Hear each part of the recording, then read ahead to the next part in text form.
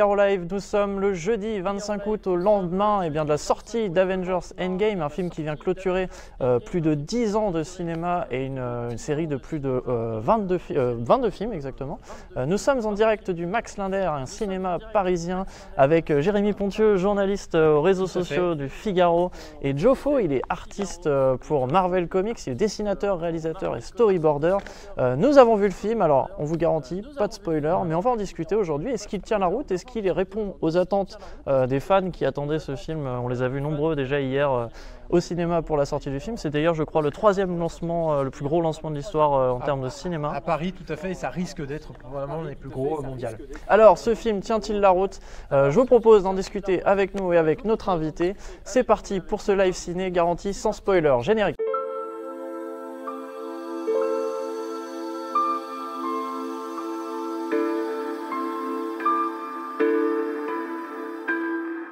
Et nous sommes donc en direct, je vous le rappelle, du Max Linder. Jérémy, une belle salle parisienne qui nous a fait le plaisir de nous accueillir aujourd'hui. Oui, on la remercie beaucoup, c'est vraiment sincère de notre part. C'est un cinéma qu'on connaît assez bien avec Thibaut et qui se trouve donc au 24 boulevard Poissonnière dans le 9e arrondissement, et qui a un cinéma avec une salle qui diffuse, qui fait des choix éclectiques. Là, c'est en l'occurrence Avengers qui est cette semaine. Et je vous le disais, nous sommes en direct avec Joffo. Donc bonjour, merci, un grand merci. Vous nous faites l'honneur de venir aujourd'hui pour ce live, pour parler un petit peu avec nous du film. Vous l'avez vu hier matin, je crois. Oui, et déjà merci à vous de me recevoir, encore plus dans cette salle, sinon de toute façon j'aurais pas accepté l'interview.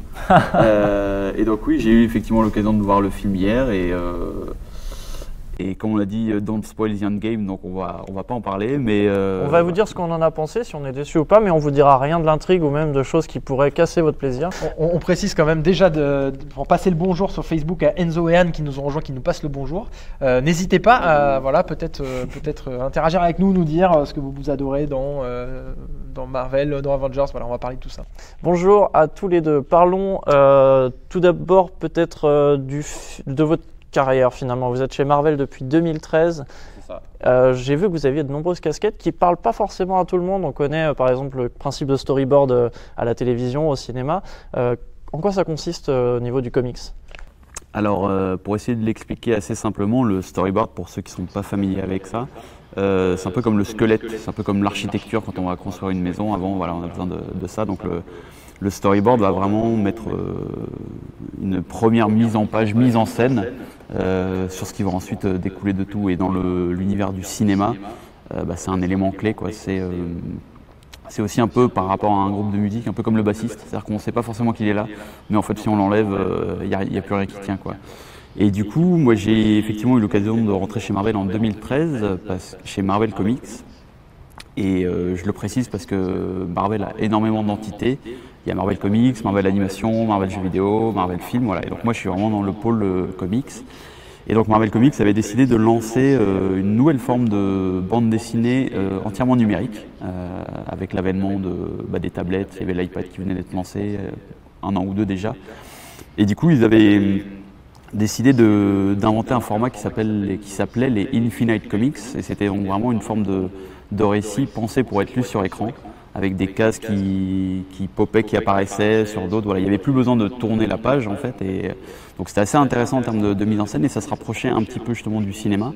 Et il se trouve que moi en fait j'ai eu l'occasion de faire une école d'animation juste avant, et en fait depuis tout petit je baignais vraiment dans la culture comics et tout ça, donc comics, manga, bande dessinée. Et du coup c'est vrai que c'était pour moi un vrai plaisir de pouvoir allier les deux passions.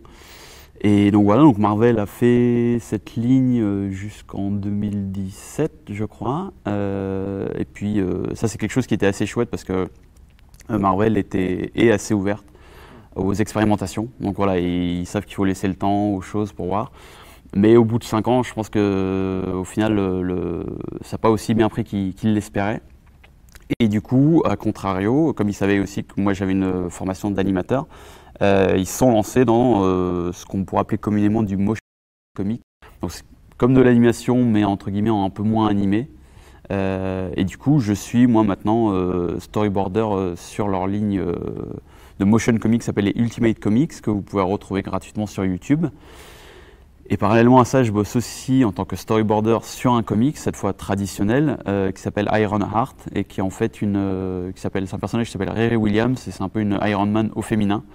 Et voilà, c'est super chouette. Un peu à la façon dont Miles Morales, qu'on a vu dans Spider-Man New Generation en France, prend la relève de Spider-Man. Là, c'est finalement une petite jeune qui vient prendre la relève de Iron Man. Il y a un peu de ça, ouais, en gros, ouais. Voilà, n'hésitez pas, hein, c'est assez récent d'ailleurs, je crois que ça date de 2017 cette série.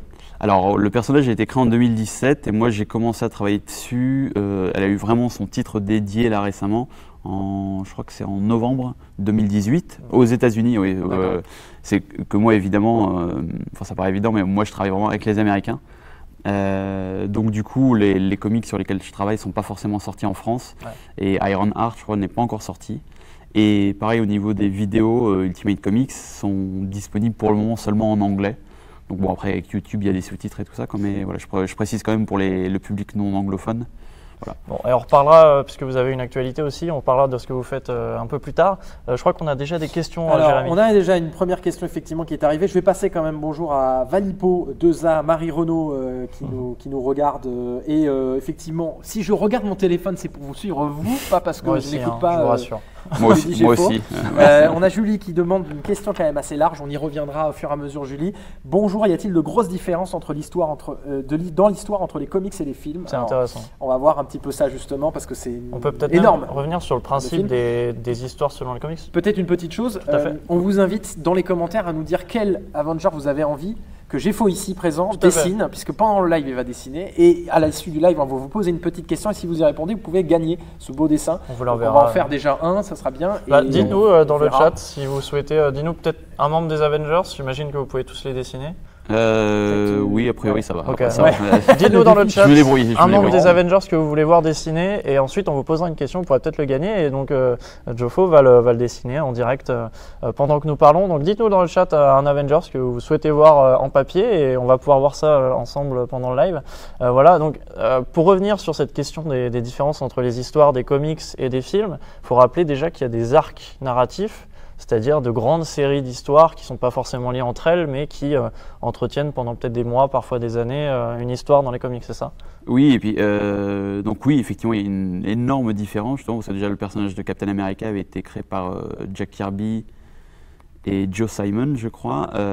Et d'ailleurs, je tiens à préciser et m'excuser par avance, c'est que je travaille chez Marvel, mais je ne suis pas une encyclopédie Marvel, donc j'ai peut-être je me trompe parfois au niveau des auteurs. Dans les commentaires, dites-nous dans les commentaires si vous notez quelque chose. Et donc en fait, Captain America a vraiment été inventé pendant la Seconde Guerre mondiale, quoi. Donc du coup, et le personnage depuis a évolué et est revenu dans le premier titre Avengers écrit par Stan Lee. Et c'est lui en fait qui a créé toute cette histoire du fait qu'il était congelé, etc. quoi. Donc effectivement, il y a beaucoup de différences. Le personnage de Tony Stark aussi a énormément évolué. Et du coup, au début de son histoire, je crois dans les bandes dessinées, il me semble qu'il était lié à la guerre de Corée, puis après à la guerre du Koweït. Et puis enfin finalement, voilà, donc il y a eu énormément de mises à jour à chaque fois pour pouvoir accrocher le public avec son temps en fait. Donc oui, il y a beaucoup de différences. Ça y est, j'ai une réponse sur qui peut dessiner. Je ne sais pas si c'est possible pour vous. C'est Groot en dessin version baby s'il vous plaît. C'est Mélanie qui nous demande ça. Ok. Ouais, c'est parfait. Super choix Mélanie. C'est vrai que c'est assez original, c'est cool. En version baby, c'est quand même un super personnage. Donc voilà, on vous laisse faire ça. Donc en effet, donc de grosses différences entre le film et les comics. Qu'est-ce que vous en pensez? Parlons du film, mince. Il est sorti hier, parlons-en un peu. Vous en avez pensé quoi, Jérémy? Alors, moi je suis un petit peu partagé, mais j'ai mon cœur de geek qui a vibré pendant l'entièreté du film. J'ai rien à lui reprocher sur les promesses qu'il nous a données, je les ai trouvées quand même assez respectées. Après, en pur cinéma, je trouve que le film est un peu... comment je dirais? Le film est un peu... précipité, on a la sensation, notamment, c'est difficile d'en parler sans révéler des éléments, mais en gros, il se passe une sorte d'enchaînement de scénettes jusqu'au. Ah oui, c'est vrai, ce truc. Oui. C'est très dur, très dur. On vous a promis de ne pas spoiler, on ne va pas le faire. Mais voilà, chez moi, il y a une partie de mon côté cinéma qui se dit c'est un petit peu précipité et il y a des éléments un peu au burin. Et puis une partie de moi qui me dit que ça est respecté, on sort de la salle galvanisée, quoi. Voilà, Thibaut peut-être. Oui, moi je suis assez d'accord avec vous. Voilà, j'ai quand même préféré l'opus précédent que je trouvais un peu plus construit solidement. Ouais. Mais mine de rien, je pense qu'on en a quand même pour son argent. On cherche, on a quand même envie de voir quelque chose d'épique, de gros, et on va voir du combat et des scènes un peu émouvantes après tant d'années passées devant l'écran. Donc je pense que ça remplit bien sa part. Peut-être avant de vous demander votre avis, Geoffroy, on peut peut-être faire un petit générique pour vous laisser le temps, quelques secondes. Exactement, et on revient peut-être avec les internautes parce qu'on a pas mal d'internautes. C'est ça. Ah bah ouais, donc dites-nous si vous l'avez vu, vous l'avez peut-être vu hier ce film-là. Dites-nous ce que vous en pensez, on se retrouve après ce générique.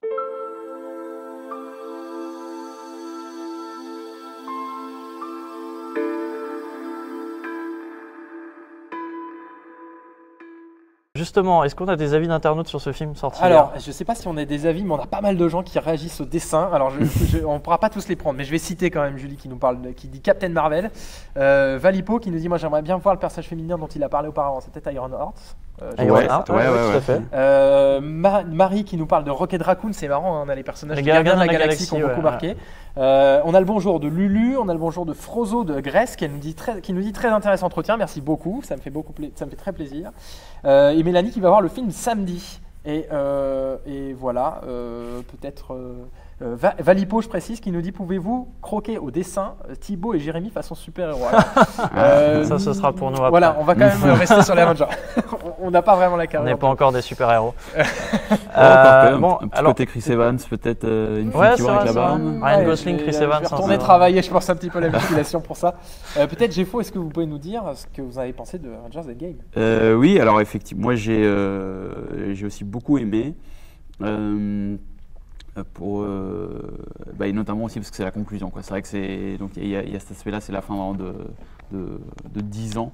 Et du coup, oui, mon cœur de fanboy et non pas mon cœur de travailleur pour Marvel a battu la chamade. Et donc, moi je suis vraiment content. Et justement, alors en tant que travailleur pour Marvel, comment est-ce que vous voyez ces films au fur et à mesure quand ils sortent? Comment est-ce que vous les voyez en tant que spectateur? Est-ce que ça change un peu votre regard? Est-ce que des fois vous vous dites c'est pas top ça ce qu'ils ont fait là? Comment ça se passe? Je dois avouer avoir un kiff personnel, effectivement, avoir le logo en grand sur l'écran et à me dire je travaille pour cette boîte. Donc ça c'est sûr que voilà, c'est très personnel et vraiment très égocentrique, mais c'est vrai que là il y a un petit plaisir personnel à avoir ça. Après non, je me détache assez facilement de ça parce que comme je vous le disais, il y a Marvel Comics et Marvel Films, donc du coup je ne suis pas un puriste de ce point de vue-là. Donc au contraire, je suis même ouvert aux modifications qui vont être apportées. Et par exemple, pour parler d'un autre film très rapidement, ce qu'ils ont fait avec Spider-Man New Generation pour Miles Morales. Magnifique. Et c'est pas du tout, enfin, il évolue pas de la même manière dans le comics et tout ça, quoi. Et pourtant, le film est formidable, quoi. Donc, ça, moi, ça me dérange pas. Après, au niveau du rapport que je peux avoir, j'ai eu la chance de bosser sur des Marvel Comics fait parfois ce qu'ils appellent des préquels, donc qui se passent un petit peu avant les films. Et j'ai eu la chance de bosser sur 2 préquels, celui de l'ère d'Ultron. D'accord. Et celui de Doctor Strange. Oui, exactement. Et du coup, c'est vrai que là, pareil, c'était un mix entre fanboy et justement le fait de travailler pour eux, où j'ai reçu en fait des images en avant-première. Ah ouais, super. Parce que ça, c'est sorti avant les films ou Oui, c'est sorti avant. Ah ouais, donc en plus, vous avez dû avoir quelque chose quand même quand les films sont sortis et que vous aviez dessiné le préquel, quoi. Oui, voilà, c'est ça. Ouais. Et du coup, c'est vrai que j'avais notamment le personnage de Wanda et de Quicksilver, donc de la sorcière rouge et Quicksilver. Et du coup, d'avoir vraiment ils étaient pris en photo sous tous les angles, donc j'avais vraiment le costume, je pouvais le dessiner à la perfection. J'avais aussi comment la cape de Doctor Strange avait été réalisée. Et c'était formidable, quoi. Il y avait le patron et tout ça, incroyable. Mais le préquel qui a été dessiné est sorti donc en amont du film. Oui. Et est-ce que vous aviez vu le film? Non, ça pour le coup. Les éléments de scénario étaient là et il fallait dessiner. Oui, c'est ça. Et ça n'a pas été trop difficile de ne pas voir le film et justement après d'attendre et de dire ça y est, j'ai écrit le préquel, mais j'ai envie de voir le film. Du coup, d'avoir dessiné et non écrit justement, et c'est pour ça qu'il y avait des petites tentations de proposer à mon éditeur de dire je pourrais pas voir un petit bout, mais sauf qu'en fait même l'équipe éditoriale n'est pas forcément. Il y en a certains au sein de l'équipe Marvel Comics qui ont des accès privilégiés. Mais pas tous, et ceux avec qui je travaille en fait ne l'ont pas forcément non plus, donc au final on a la même attente de fanboy à ce niveau-là. Tout le monde attend. Alors peut-être retour internaute. Oui, tout à fait. petit retour. On avait d'ailleurs une question d'un internaute qui nous demandait si les films se suivaient tous, parce que vous ne les avez pas vus, mais vos enfants adorent. Alors oui, techniquement, Il y a une les continuité. films se suivent tous, ils ne sont pas forcément sortis dans les mêmes sens, ils n'ont pas forcément tous des rapports entre eux, mais selon les histoires et selon les univers qui sont abordés, on peut les regarder. Si vous voulez vous faire un marathon de 50 heures, de plus de 50 heures de 22 films, vous pouvez le faire tout à fait, et Alors, regarder dans l'ordre les films. La question est effectivement très intéressante et je pense qu'elle amène pour GFO à quelque chose, c'est que effectivement ce que Marvel a réussi beaucoup plus peut-être que les autres franchises qui se sont créées entre-temps, et notamment sur ce modèle, c'est d'avoir réussi cette continuité, ce lien avec les spectateurs. Est-ce que GFO, vous avez l'impression que c'est quelque chose que justement les films ont réussi à faire par rapport aux comics qui peuvent avoir une forme de continuité un peu plus brisée, puisque chaque comics et chaque dessinateur va apporter et scénariste sa sensibilité. Est-ce que vous avez l'impression que les films justement réussissent peut-être ça quelque part mieux parce qu'ils ont une temporalité qu'ils doivent respecter? C'est vrai que l'avantage des films, c'est qu'il y en a moins déjà. Enfin, donc, je veux dire, il y a un Captain America, il y a beaucoup moins d'histoires. On parle de 10 ans, ce qui est déjà énorme, mais par rapport aux comics, il y en a eu énormément plus. Et Marvel Comics a eu souvent l'occasion de faire ce qui s'appelle des reboots. Donc de réenclencher, enfin au cinéma aussi on le connaît un petit peu, notamment à travers la franchise Spider-Man qui a été rebootée justement, où il y avait première version par Sam Raimi, deuxième version, j'ai plus le nom, mais Andrew Garfield. C'est Mark Webb qui a fait ce film. Mark Webb. Amazing Spider-Man. Et là maintenant justement ils ont refait encore une nouvelle version. Donc c'est vrai qu'il y a... Et c'est vrai qu'on peut s'y perdre un petit peu des fois. Il y a eu, et heureusement il y a des classiques, ce qu'on appelle des classiques, vraiment des références. J'en ai une ou deux en tête d'ailleurs que je pourrais vous citer avec plaisir pour les gens qui veulent voir encore un peu plus d'Avengers par exemple, quoi. Mais donc oui, forcément les films de ce point de vue-là sont quand même beaucoup plus accessibles parce que voilà, il y a une temporalité, une ligne directrice. Et par exemple, il y a eu un des gros films, c'était Civil War. Et entre la version comics où il y a je sais pas combien de personnages et le film, forcément c'était entre guillemets un peu deux poids deux mesures. Les enjeux n'étaient pas les mêmes et tout, mais après, moi personnellement, encore une fois, ça me dérange pas. Au contraire, j'apprécie même le fait que ce soit traité différemment, parce que sinon, ce serait même le risque que ce soit imbitable, quoi. Donc voilà. Je me permets de rebondir sur le commentaire de vous, Mélanie. Vous nous demandez si vous aimez dessiner aussi des personnages de DC, en mettant balader un peu sur votre chaîne Instagram. J'ai pu voir 2-3 Batman se glisser dans vos dessins. Justement, déjà, en tant que dessinateur chez Marvel, qu'est-ce que vous en pensez de l'adaptation en film de DC, déjà pour commencer? Alors légalement je peux pas parler de tout ça en fait, c'est-à-dire qu'il y a des ninjas de Marvel qui sont là et là déjà j'ai un peu des sueurs en fait. Ah, c'est la personne qui est derrière les sièges. Oui, Ah, c'est ça, d'accord, ok, donc du coup je rigole, il n'y a personne. on va trouver d'autres choses, écran de fumée, je disparais. Oui. Mais est-ce que vous appréciez quand même dessiner? Est-ce que vous en dessinez par hasard d'autres personnages de la collection d'ici pour votre plaisir? Est-ce qu'il y en a que vous aimez particulièrement dessiner? Et effectivement, malgré tout, peut-être pourquoi plutôt Marvel que DC? Alors, donc oui, effectivement, moi à la base, je suis un fan de comics en général. Justement, il y a aussi, aujourd'hui, je lis beaucoup de comics, même qui sont en dehors de ceux produits chez Marvel et chez DC Comics. Donc pareil, on pourra peut-être y revenir, mais il y a notamment un gros éditeur qui s'appelle Image Comics, et ce sont eux qui ont édité et qui éditent encore Walking Dead, par exemple, voilà, pour citer d'autres. Et d'ailleurs, on peut en parler maintenant, vous avez une actualité. Je vais peut-être d'abord répondre sur DC. Bien sûr, allez-y.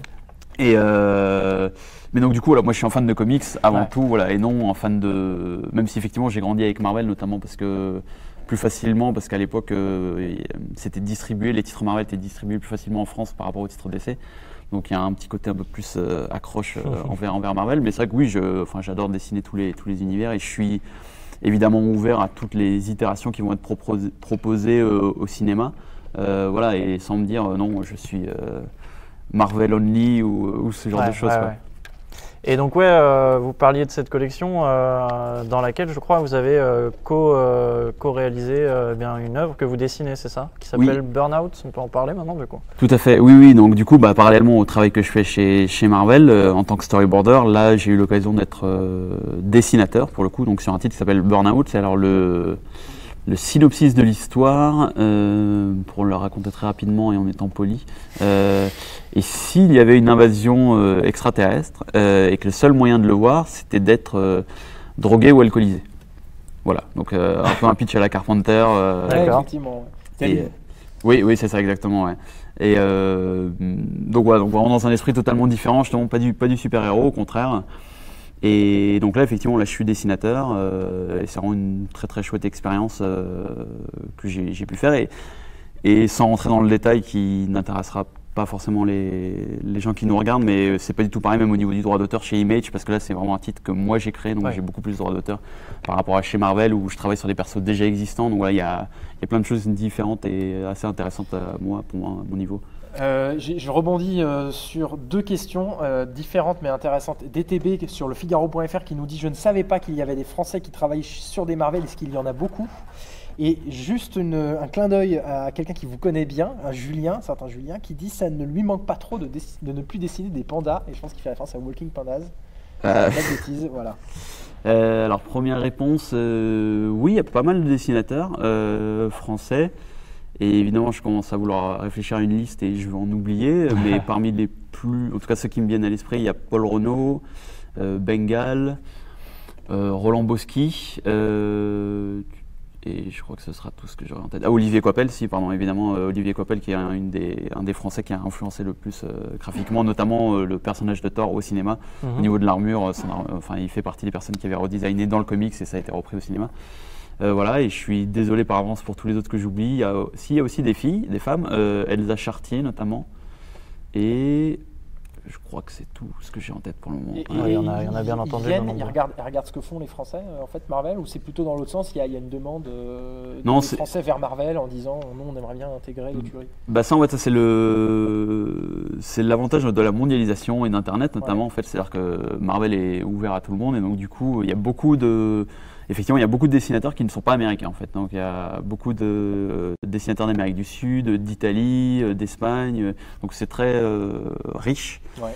Et donc ouais, mais effectivement c'est plus une démarche personnelle à la base, c'est-à-dire que c'est moi Français qui vais aller voir Marvel et c'est non pas Marvel qui se dit tiens je vais prendre des Français ou ce genre de choses quoi. Eux ils sont ouverts, ils regardent les talents qui les intéressent et voilà ils prennent et ils sont ouverts à tout le monde quoi. Voilà. Et donc, j'imagine que ça représente quand même. Alors, la question n'était pas posée, mais en termes de travail, j'imagine que ça vous fait quand même des grosses journées. Si en plus vous avez votre propre comics, que vous avez en plus votre travail pour Marvel, ça représente quoi pour resituer un peu votre travail finalement de tous les jours aux gens, en termes de tâches, en termes de temps, en termes peut-être de déplacement même au quotidien? Alors, c'est vrai que avec le décalage avec les États-Unis, avec New York spécifiquement, où il y a 6 heures de décalage. Je sais que déjà je dois être réveillé au moins jusqu'à minuit parce que là-bas il sera 18h et donc du coup je sais qu'à 18h ils peuvent encore envoyer des mails. Donc c'est vrai que c'est un rythme assez intense, mais ça c'est le milieu même du comics en soi qui est comme ça quoi, parce qu'en gros en France le schéma franco-belge, même s'il a évolué depuis, est majoritairement un album en un an et c'est 54 pages en un an, alors qu'aux États-Unis c'est un comics de 20 à 24 pages en un mois. Tous les mois. D'accord. Donc du coup, voilà, c'est vrai que le rythme est assez intense. Et c'est vrai que j'ai pas beaucoup de week-ends et peu d'auteurs de BD, même en général, ont des week-ends. Donc c'est vrai que ça c'est assez chargé. Donc après, c'est aussi un choix et c'est vrai qu'il faut réussir à modeler entre guillemets. Moi, ça va, je m'en tire plutôt bien. Mais c'est vrai que c'est assez intense. Voilà, ce que je peux dire là-dessus. C'est ce qu'on voulait savoir. Je vous rappelle que vous pouvez poser encore pendant une petite quinzaine de minutes toutes vos questions à Geoffo qui est en train de finir son Baby Groot qui nous était demandé par Mélanie, je crois. Mélanie qui est toujours là et qui nous d'ailleurs pose une question. Est-ce que vous avez rencontré des acteurs de Marvel, donc de Marvel Cinematic Universe? Oui, pardon, suis-je bête, tous les vendredis en fait moi je vais boire un verre avec Robert Downey Jr. et Scarlett Johansson. Ça sent un petit peu l'anecdote au bar du coin. Vrai ou faux? Non, je veux dire à part peut-être au détour d'une convention ou d'un festival, si j'ai eu l'occasion de rencontrer Stan Lee en festival. Voilà. Ah ouais, ça c'est une rencontre qui était assez rapide, même très rapide, parce que c'est les festivals à l'américaine, donc du coup c'est-à-dire qu'il y a c'était un peu comme au supermarché, quoi, mais voilà, c'est vrai que j'ai eu l'occasion de croiser Stan Lee. Et peut-être si, du coup, certains auteurs de comics qui font des caméos dans les films, donc j'ai eu l'occasion de croiser ces auteurs-là. Mais sinon, non, j'ai pas eu l'occasion de rencontrer un Robert Downey Jr. ou autre, à mon grand désespoir. Mais... On vous laisse poser toutes vos questions et on se retrouve dans quelques secondes après ce générique.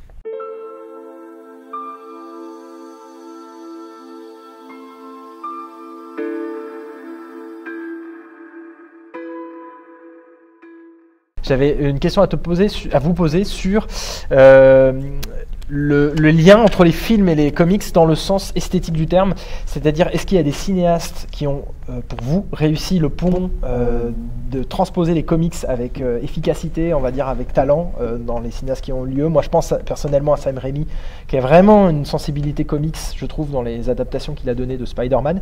Et est-ce que ça vous influence en retour sur votre travail de comics, parce que je sais que vous aimez beaucoup le cinéma? C'est vrai que pour moi, alors du coup, je recite Spider-Verse ou Spider-Man New Generation, où là vraiment, il y a vraiment au niveau. Bon, c'est un dessin animé, donc du coup, mais c'est vrai qu'au niveau des codes de comics, c'est assez incroyable et assez phénoménal. Après, pour les films, oui, on sent forcément. En plus, c'est vrai qu'il y a des scènes, certaines scènes assez épiques qui ont été retransmises en film, notamment dans Infinity War. Enfin voilà, avec Thanos. Et après, oui, en fait, entre guillemets, c'est un peu des vases communicants, quoi. Donc c'est vrai qu'on s'influe l'un l'autre. Et comme je vous le disais au début, moi, j'ai vraiment grandi avec les comics et aussi avec les films. Et donc c'est vrai que il y a beaucoup de dessinateurs aujourd'hui. On sent l'influence du cinéma, plus même que de la bande dessinée et tout ça, quoi. Donc c'est vrai que c'est assez intéressant et assez riche du coup. Et puis c'est vrai que les frères Russo, pour le coup, sont assez costauds là-dedans, quoi. Donc c'est les vrais geeks. Qui ont une énorme culture là-dessus, donc c'est vrai qu'ils ont fait un très très beau travail assez iconique, et donc oui, effectivement, c'est assez bien rendu à l'écran. De façon un peu plus large, parce que finalement ces films, ça fait 11 ans qu'ils existent, ça fait 11 ans qu'on voit les mêmes acteurs dans les mêmes rôles, et de la façon dont peut-être Mark Hamill dans Star Wars nous a influencés. Est-ce qu'il y a certains physiques ou certains acteurs ou certaines imageries qui sont liées au cinéma qui, sans vous en rendre compte ou sans le vouloir, vous influence et vous avez tendance à dessiner peut-être Thor comme l'acteur qu'il joue, ou peut-être Stark comme Robert Downey Jr. C'est vrai que ça, effectivement, avec l'apparition des films qui viennent à la base, donc qui sont inspirés à la base des comics, mais du coup, en fait, les films après ont une incidence sur les comics. Et du coup, c'est vrai que même des caractères, des traits de caractère, par exemple le personnage de Peter Quill, dans le comics, il était beaucoup plus sérieux et moins...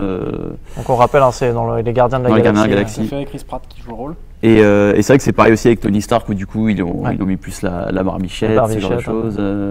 Ça a été très vrai de Nick Fury aussi, puisqu'il a pris les traits de Samuel L. Jackson, si je ne me trompe pas, un peu après. À la base, c'est même une anecdote, vous l'aurez peut-être. Alors ça, en fait, ça c'est un poil différent. Le personnage de Nick Fury est assez intéressant, parce que justement, et ça fait partie des comics que j'allais recommander aux gens, s'ils ne le connaissent pas, c'est la saga The Ultimate, qui a été créée par Mark Millar, qu'on connaît bien aussi pour Kick-Ass entre autres, de Mark Millar et Brian Hitch, où eux en fait avaient introduit une nouvelle itération des Vengeurs, bien avant le cinéma, et où Nick Fury effectivement était noir et inspiré de Samuel Jackson. C'était voulu, c'était volontaire, et tous les personnages étaient plus ou moins inspirés d'acteurs. Il y avait Lucy Liu, il y avait Brad Pitt pour, je sais plus si c'était Thor ou Captain America justement, il y avait déjà un peu cette filiation. Et dans l'anecdote, avant même que le rôle soit proposé à Samuel L. Jackson, dans un comics, il y a un moment, on voit Nick Fury de l'époque avant les films, qui dit dans une case que s'il devait être joué par un personnage au cinéma, il voudrait que ce soit Samuel L. Jackson. Du coup, ils sont allés voir Samuel L. Jackson pour jouer son rôle. Je trouve un sacré pont entre l'univers des comics et des films, et un sacré pont pour les geeks quand même. C'est assez méta. On a des questions qui continuent de tomber. Arnaud qui nous demande quel est votre site de comics préféré.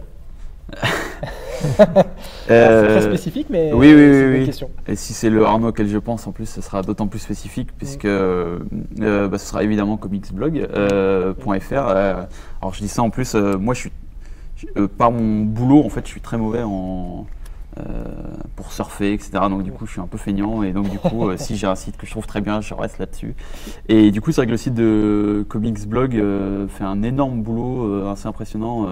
En plus de relayer des nouvelles et tout, ils font aussi beaucoup d'interviews, et j'ai eu l'occasion d'être interviewé chez eux aussi pour mon travail, notamment sur Burnout. On était aussi revenu sur mon parcours. Et c'est vrai que oui, si les gens s'intéressent vraiment aux comics et plus, parce que c'est vrai que Comicsblog parle aussi de cinéma. Ils ont aussi une partie franco-belge qui s'appelle 9e art. Tout ça, c'est lié sous la compagnie Art.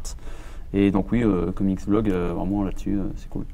Et peut-être autre question de Mélanie, toujours fidèle. On remercie d'être là. Comme tous les autres internautes qui pourraient nous rejoindre, n'hésitez pas à poser des questions. Quel personnage de Marvel préférez-vous dessiner? Est-ce un gentil ou un méchant? Au début, sur le coup, j'allais dire Batman en plus, donc au niveau des personnages que je préfère dessiner. Oui. Mais du coup, là on est mal tombé. Au niveau des persos que j'aime beaucoup dessiner, et même des persos que j'aime beaucoup, moi, notamment au travers les films, il y a Winter Soldier, Bucky Barnes, notamment parce qu'il a son bras métallique et donc c'est assez chouette à dessiner. Et moi j'aime beaucoup en fait les persos secondaires au final que je trouve parfois, même souvent plus intéressants que les persos principaux. Donc du coup c'est vrai que Winter Soldier j'aime beaucoup, le Faucon, et il y a aussi plus récemment Valkyrie, donc, qui est incarné par Tessa Thompson. Et c'est vrai que ça fait partie, justement, on en parlait tout à l'heure, on m'avait posé la question des personnages que depuis Valkyrie, je la dessine comme ça, quoi. C'est Tessa Thompson, quoi. Donc voilà, donc plutôt gentil au final, encore qu'un peu gris si on voit Valkyrie. Au niveau des méchants, je sais pas, enfin c'est vrai qu'après moi en fait la question et c'est normal, elle est ciblée, mais dit comme ça fait un peu peut-être naïf, mais moi en tant que dessinateur en fait j'aime dessiner, donc du coup au final on me propose un méchant, je vais être content de le dessiner si je le connais, si je le connais pas, voilà. Il nous reste 5 minutes pour vous permettre de poser vos questions à Geoffo, qui nous a fait le plaisir de venir nous parler un petit peu de son travail et qui est en train de dessiner ce Baby Groot. On peut d'ailleurs peut-être le faire gagner, on vous le montrera en fin de ce live. Quand il sera terminé, s'il sera terminé, sinon... S'il est terminé, oui, ils sont terminés. Ils sont terminés. Donc du coup, on va peut-être vous poser une question pour le remporter. Alors vous répondez sur Facebook, on vous laisse quelques secondes si vous nous regardez sur la page principale du Figaro. Il faut juste aller sur Facebook et suivre ce même live. Vous nous parlez dans le chat et vous nous répondez. On prendra la première réponse dans le commentaire pour ensuite vous envoyer ce dessin. On va peut-être, je vous laisse la poser la question. Ce sera je pense sur une certaine Black Widow. On peut poser cette question-là. Dans quel film du Marvel Cinematic Universe, donc ça fait maintenant 11 ans, Black Widow est-elle apparue en premier? On vous rappelle, c'est Scarlett Johansson, le personnage de Scarlett Johansson. Voilà, on va prendre vos réponses. Voilà, donc répondez dans le chat et la première réponse qui va tomber, on la contactera par message privé. Ce sera Marie-Amélie, notre journaliste réseaux sociaux, qui vous remercie chaleureusement. Tout à fait, exactement. De ce live avec Adrien Finel qui réalise l'émission aussi en main derrière et qui est un super réalisateur. On est content qu'il soit là. Peut-être question de Antoine Nilat, un nom assez inhabituel. Oui. De Méthil. Bonjour, quel comics a été le plus difficile à dessiner et pourquoi? C'est une bonne question. Qui du coup mérite réflexion, en tentant d'aller vite justement. Alors ça dépend parce que chez Marvel encore une fois c'est du storyboard. Des fois donc une réponse simple et rigolote, c'est que ça va dépendre des personnages. En fait, c'est-à-dire que par exemple quand je dois dessiner Iron Man et qu'il a tous les boulons à dessiner, même s'il a une belle armure qui rend bien et ça aussi c'est un apport du film, c'est que l'armure, le film a entre guillemets complexifié parce qu'elle l'a rendu plus réaliste, l'armure d'Iron Man, et avant elle était moins réaliste, mais du coup plus simple à dessiner. Donc c'est vrai que c'est un plaisir, mais avec toujours une petite larme en coin parce que ça demande quand même du temps. Et après le comics le plus difficile, je crois que ça a été probablement le dernier que j'ai fait, c'est-à-dire Burnout, justement parce que ça me sortait vraiment du super-héros, donc j'étais très content, mais c'est aussi vraiment un gros défi, un gros challenge. Et de devoir effectivement dessiner des aliens qui prennent possession d'êtres humains, c'est assez particulier à faire, donc, mais aussi un plaisir, et c'est là où justement on rentre en jeu ma culture, en tout cas mon intérêt pour les films, justement d'aller voir comment ça a été fait dans d'autres films, quoi. Donc voilà, après il y a toujours j'imagine comme tout travail, il y a toujours un plaisir et toujours un petit peu de souffrance, c'est le lot en tout cas des artistes notamment, donc voilà. Je précise qu'on a une gagnante qui a répondu vite et je suis ravi parce que c'est Mélanie qui a répondu sur Iron Man 2. Vous l'aviez demandé, vous l'aviez demandé effectivement et vous l'avez eu, donc c'est super.